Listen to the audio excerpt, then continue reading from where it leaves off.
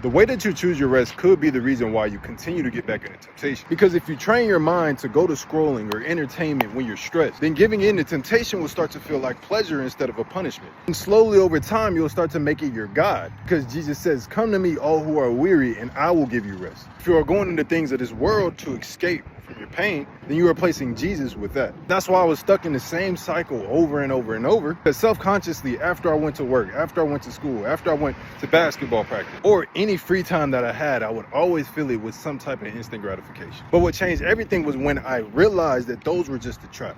And I started replacing those things with habits that will build me into the person that God has called me to be. And I noticed that when I started doing those hard things, that the boring tasks, that is when I felt more fulfilled. And this is exactly how I built the program to help my clients live more purpose-driven lives. So that lust and temptation feels like a punishment. And so they know the trap that makes them feel empty every single time they give in. So if you're someone who is stuck in a continuous cycle, you just have to realize that you're choosing the lesser reward. Because the word says where our treasures is where our heart will also be. And so if you start seeing the value in delaying gratification, that is when you'll have the desire to spend time with God. Start doing the things that will build you into the person that God has called you to be.